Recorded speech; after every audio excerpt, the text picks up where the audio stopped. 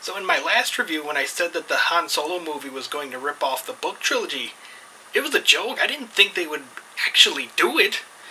Needless to say, I wasn't very entertained with the new movie, but that's neither here nor there, because I'm here to talk about Part 2 of the Han Solo trilogy, The Hutt Gambit. So when we left Han in the Paradise Snare, he had just been admitted to the Imperial Space Academy with the goal of becoming a pilot after being abandoned by his love interest, Bria. One of his aliases, Vic Drago, is wanted by High Priest Terowenza of Yelesia after fleeing the planet with one of his ships and Bria, a slave worker in the spice mines. A hefty price has been put on his head, so surely any bounty hunters who might want that nice prize... Oh, what do we have here? Is that Boba Fett? Any bounty hunters who might want that nice prize will surely stop at nothing to retrieve it. The Hutt Gambit starts off 5 years after the events of the Paradise Snare. Han has been dishonorably discharged from the service after stopping a commanding officer from shooting a Wookiee, who now claims that he owes Han a life debt for saving him. Of course, it's Chewie.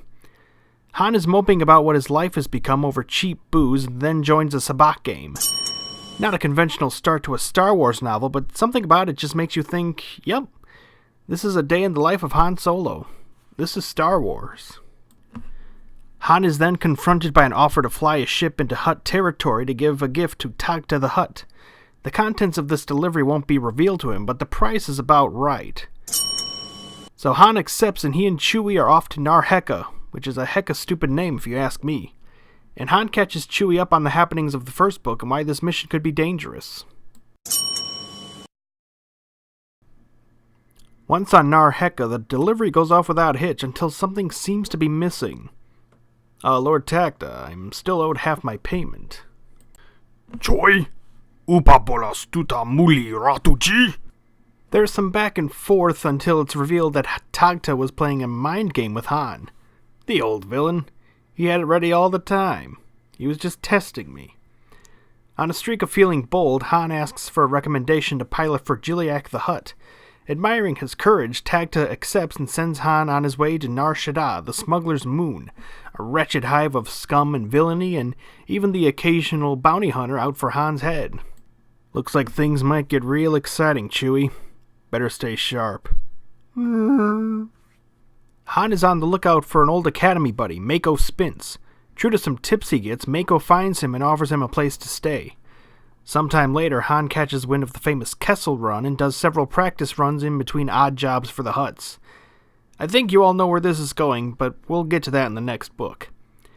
Han foils a pirate ambush on Jabba the Hutt's luxury yacht, which catches the attention of the Trilogy clan, and soon Han reveals what he knows about Terowenza and his past, which sets forth a plan. You may have noticed that this review has been pretty dry so far. That's because this book is rather dry itself. Han Solo isn't as witty or charismatic in this entry, and the new characters seem like afterthoughts, especially compared to Merg and Bria. The political intrigue involving Terowenza and the Hutts also isn't very exciting, and the only thing Chewie has done so far is be involved in an unfunny running gag where he's receiving unwanted advances from a flirtatious female Wookiee named Winnie. Like, what the hell's the point of that? Luckily, things seem like they might be picking up. Sir, Your Excellency, Boba Fett is here and says you are paying him to come for a personal interview. Is that true, sir?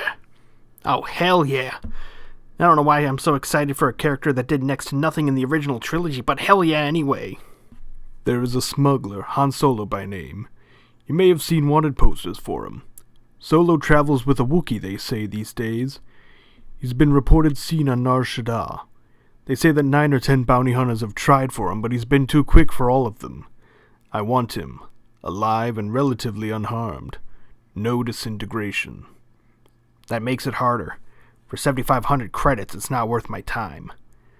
Terowenza begrudgingly ups the bounty to 20,000 credits, and Boba Fett is off. Boba is just so cold and calculated and focused on his job during this whole exchange that, for a split second, you almost kind of worry for Han.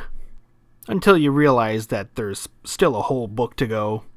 And, the 3 movies after that. Meanwhile, Han is getting friendly with an attractive traveling female magician named Zaveri. I mean, why not? While leaving her room the next morning, he gets a sharp jab in his tuchus. little bastard shot me in the ass. Boba Fett has drugged Han with the voice-activated mind control potion? Okay. And tells Han to make his way to the bounty hunter's ship. But once there, they get ambushed by Lando Calrissian. He saves Han by taking out Boba and finding an antidote for the mind control potion. They then give Boba a dose of his own medicine and send him off. Lando was actually tracking Han down to teach him to pilot a ship he won in a sabacc game. There it is, the Millennium Falcon. Now, I try not to make it a habit to read aloud non-dialogue text for this review show, but this is poetry. But as Han stared at this particular ship, something strange happened. Without warning, he fell suddenly, irrevocably, irretrievably in love. The ship called to him. She sang to him a siren song of speed, of maneuverability, of narrow escapes and adventures and successful smuggling runs galore. That ship is going to be mine, Han thought. Mine. The Millennium Falcon will be mine. So what do you think of her? What a hunk of junk. So Han attempts to get over his infatuation and teaches Lando how to fly it. Chapter 8, The Shadow of the Empire. I'm on you, sneaky bastards. Jabba sets up a meeting with Boba Fett and makes a tempting offer, more credits than what Terrawenzo is paying to not track down Han Solo. Priority for Han is actually dropped in favor of his former lover, Bria, who is now the leader of a Corellian rebel faction. Boba Fett accepts, for now, and goes back to his top priority of Bria. The last third of this book focuses on Moff Sarn Shield and his plans to decimate Nar Shaddaa for political gain. There's a lot of tactical military stuff in this part, which isn't really my thing, but it's at least easy to follow. Han goes undercover and retrieves battle plans from a top admiral to give Nar Shaddaa a fighting chance, and based on the plans comes up with a really stupid idea involving his magician lady friend Zaveri. Let me get this straight. You want me to create a hollow illusion of a whole bunch of smuggler vessels coming straight at these Imperial capital-class ships. You want the illusion to be real enough and last long enough to cause the imp vessels to be fooled into turning to fire on the fake fleet. Have I got it right? A freaking hologram of an entire fleet of ships projected into space. We don't even have the technology to make Tupac or Dio seem like they're really still alive. Okay, but maybe Star Wars technology is a little different, even though they're still using projectors.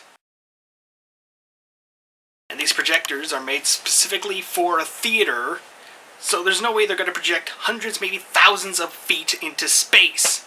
It's a stupid idea. And even if it could project that far, there are so many other things that could go wrong. If a dust cloud goes over the projector, if some stupid kid puts bunny ears over the projector, if someone trips over the cord, the illusion is lost. But of course, the stupid plan goes off all hunky-dory, the good guys win, yada yada yada. I have to talk about this one part near the end of the book. Han goes back to Admiral Greelanx to give him payment from the Hutts for more or less throwing the battle. While there, Greelanx gets an unexpected visitor. They never say his name, but you know who it is. Your comatose great-grandmother knows who it is. And I just think this is a testament to how great of a villain Darth Vader is, that he leaves his mark without his name even being said. Han doesn't even really see him. Vader just kills Greelanx and leaves. And in just that one short scene, he feels like the biggest threat Han might face. After that, the Hutt Gambit ends with Han following Lando to Bespin to partake in a high-stakes sabacc game. The Hutt Gambit definitely has middle book syndrome. It's not terrible, but it definitely lacks a lot of the charm that the first book had. Bringing on a lot of familiar faces like Chewie and Lando and Boba Fett was smart, but Han seems more like he's along for the ride instead of being a driving force of this adventure. Maybe sleeping around with other women is a very poor coping mechanism for losing Bria, but it doesn't make for a very exciting character. Hopefully Rebel Dawn can give us a bang-up finale.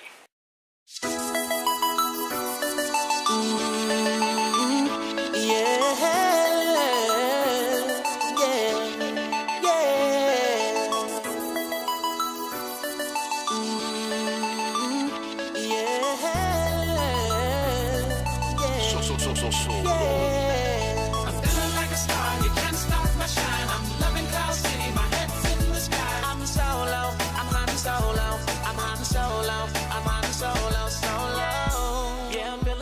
tonight. Finally feeling free and it feels so right. Oh, time to do the things I like. Gonna see a princess, everything's alright. Oh, no job but an answer to. Ain't a fixture in the palace zoo. No.